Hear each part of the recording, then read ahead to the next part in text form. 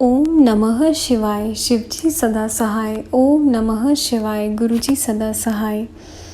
9वां अध्याय चांडाली की मुक्ति। कामासक्ता विहवला शुद्रा पापी मुक्ति, शंकर वंदन मात्र से सुलभ सनातन मुक्ति। सूत जी बोले, हे ऋषियों, अब हम आपको महाबल शिव पूजन के द्वारा उस चांडाली की मुक्ति होने की कथा सुनाते हैं। आप सुनिए। वह चांडाली पिछले जन्म में एक ब्राह्मणी की कन्या थी। उसका नाम सौमिनी था। जब वह विवाह की योग्य हुई तो उसके पिता ने एक श्रेष्ठ ब्राह्मण के साथ उसका विवाह कर दिया। विवाह होने की देर ही थी, वह विषय विलास में पड़ गई। दिन रात विषय विलास में पड़कर उसने अपने पति को रोगी बना दिया। कई दिन के बाद उसके पति की मृत्यु भी हो गई, किंतु उसके विषय भाग की लालसा न छूटी। वह अब स्वतंत्र हो चुकी थी। अपनी कामाग्नि को बुझाते हुए एक दिन वह वैश्या भी बन गई। यह देखकर उसके परिवार वालों ने उसकी चोटी पकड़ ली। घसीटते घसीटते उसे निर्जन वन में छोड़ आए। फिर वह उस वन में घूमने लगी। इसी प्रकार घूमते घूमते एक दिन इसी अत्यंत शूद्र के दरवाजे पर पहुंच गई। शूद्र ने उस युवती को ज्यों ही देखा तब तो वह कामासक्त हो गया। उस युवती को और क्या चाहिए था। शूद्र की अर्धांगिनी होकर वहां रहने लग गई। शूद्र के साथ मांस मद्य आदि अभक्ष्य वस्तुएं खा पीकर दिन रात विषय भोगने लगी। एक लड़की भी उसकी वहां पैदा हो गई। सूत जी बोले, एक दिन वह शूद्र किसी काम से कहीं गया हुआ था। रात के समय उस शूद्र चांडाली को मांस खाने की इच्छा हुई। तब उसने मद्यपान कर लिया और अपने हाथ में नग्न तलवार लेकर एक मेढ़े को काटने के लिए बाहर निकली। उसके खिरक में गाय का बछड़ा तथा मेंढा दोनों आसपास बंधे थे। रात का समय था, उसको होश नहीं था। भूल से मेढ़े के स्थान पर बछड़े को काट डाला। फिर घर में उठा लाई, तब उसको बछड़े की पहचान हुई। पश्चाताप भी हुआ, किंतु मांस खाने की लालसाएं भूख उसे एकदम सता रही थी। आगा पीछा ना सोचकर उसे भून भान कर खा गई। इसी प्रकार समय पाकर उसकी मृत्यु काल भी आ पहुंचा। वह मर गई। यमदूत उसे बांधकर यमपुरी में ले गए।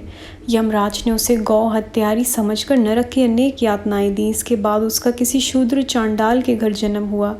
उस नरकागत चांडाली को भयानक कोढ़ का रोग पैदा हो गया और वह अंधी होकर ही जन्मी थी।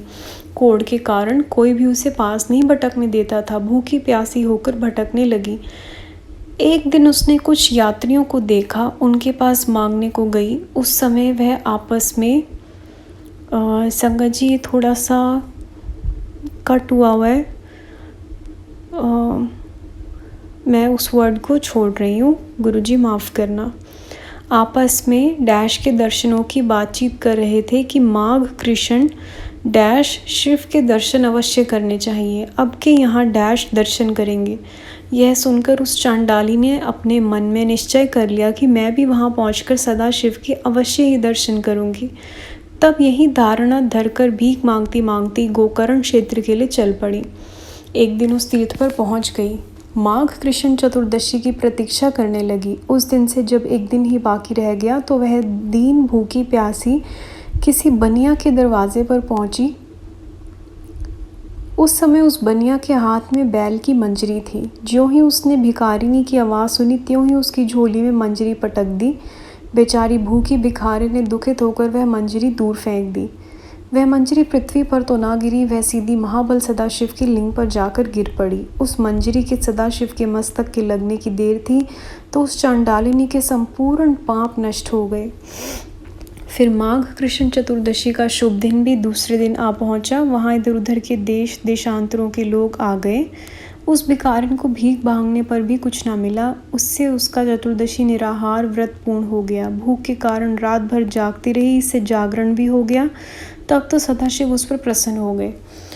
उसे आत्म शांति प्राप्त हुई। शिव इच्छा से उस दिन उसकी मृत्यु हो गई। शिव कृपा से उसके लिए वहाँ विमान आ गया। उसके ऊपर चढ़कर वह शिवलोक में चली गई। सूत जी बोले, हे ऋषियों, अज्ञानता अथवा भूल से सदाशिव का किसी प्रकार से भी पूजन दर्शन हो जाए तो उस पर भी आशुतोष शंकर प्रसन्न हो जाते हैं। यदि भाव भक्ति से जो कोई भी महाबल शिव का अर्चन करे तो उनको मोक्ष पद प्राप्त होता है। 10वां अध्याय महाबल शिव महात्म्य वर्णन। शिव पूजन जग में महापाप मुक्ति का हेतु, नून पापी तरण की भव सागर का सेतु। सूत जी बोले, हे ऋषियों, मित्रसह नाम का एक धनुषधारी राजा हुआ है जो कि इक्ष्वाकु कुल का था और बड़ा पुण्यात्मा था। उसकी धर्मपत्नी का नाम दमयंती था।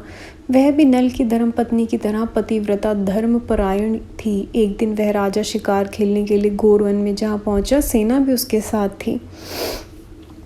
राजा ने वहां जाकर देखा कि एक खमट नामक दानव महात्मा मंडपजी को व्याकुल कर रहा है। तब राजा ने क्रोध में आकर उसे बाण द्वारा मार दिया।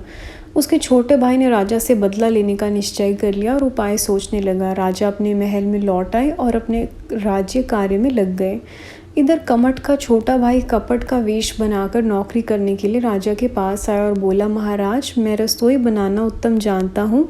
षटरस भोजन बना बनाकर मैं आपको प्रसन्न करता रहूँगा। तब राजा ने उसे अपना रसोइया बना लिया। इसी प्रकार राजा के घर कई दिनों के बाद गुरु जयंती का पर्व आया। राजा ने उस दिन का निमंत्रण गुरु वशिष्ठ जी को भेजा। गुरुदेव नियत समय पर राजा के घर पहुँच गए। तब उस कपटी ने अच्छा अवसर जानकर साग में मांस रांध दिया और वही गुरु वशिष्ठ जी के सन्मुख परोस दिया। गुरुदेव जान गए, अरे इसमें जो मांस है। तब क्रोध में आकर राजा से बोले, अरे पापी राजा, मुझे भी पापी बनाना चाहता है। देख तूने मुझे क्या परोसा है, यही कि मनुष्य मांस। मैं तुझे श्राप देता हूँ कि तुम राक्षस हो जाओ। यह कहकर फिर विचारने लगे, और इसमें तो राजा का कोई दोष नहीं, यह तो रसोइया कपटी दैत्य का काम है। अस्तु यह सोचकर बोले, हे राजन, इसमें तुम्हारा अपराध नहीं है। एक बात है, तूने विचार कर अपना रसोइया नहीं रखा, यह तो दैत्य है, इसी ने ही यह काम किया। मेरा दिया श्राप तो हट नहीं सकता, परंतु 12 वर्ष तक राक्षस रहेगा। इतना कहकर गुरुजी चले गए। श्राप के कारण राजा महाहत्यारा राक्षस हो गया। वन में जाकर अनेकों जीवों को मार मार कर खाने लगा। वह भयानक रूप था। एक दिन वह घूमते घूमते एक आश्रम पर पहुंचा। वहां उसने एक मुनि को देखा जो अभी किशोर अवस्था का था। इसको देखकर वह ललचाया हुआ पकड़ने को दौड़ा। मुनि पत्नी तरुणी ने उसे देख लिया। तब तक मांसाहारी राजा ने मुनि को पकड़ लिया। वह भूखा तो था ही, उसे खाने के लिए तैयार हो गया। मुनि पत्नी ने नम्र होकर बड़ी प्रार्थना की, हे महाराज, इसे छोड़ दो। पर वह भूखा राक्षस कब मानता था। मुनि को बगल में दबाकर उसका शीर फोड़ दिया और खा गया। उसकी हड्डियां वहां फेंक कर चलता बना। मुनि पत्नी ने तब रोते रोते पति की हड्डियां चुनी, चिता बनाकर अंत में उस विकल रूपधारी राक्षस को श्राप देती हुई बोली, नीच राक्षस, तूने मेरे पति को मार दिया, मेरा सुख नष्ट कर दिया। जा, तू भी स्त्रियों के साथ विहार करने लगा तो तेरी भी उसी समय मृत्यु होगी। इस प्रकार के श्राप देकर मुनि पत्नी सती हो गई। राजा के श्राप के 12 वर्ष भी समाप्त हो गए। तब राजा को अपना पहला वाला शरीर मिल गया। राजा घर पर पहुंचा, अपना वृतांत तथा मुनि पत्नी का श्राप जाकर अपनी रानी को सुनाया। यह सुनकर उसकी पत्नी रति इच्छा रखते हुए पति को कभी अपने पास नहीं आने देती थी, किंतु इसके कोई संतान नहीं था। राजा अत्यंत दुखी हो गया। एक दिन सभी को छोड़कर राजा वन में निकल गए। रास्ते में भयानक रूप वाला महाकष्टदायक ब्रह्म हत्या को उसने देख लिया।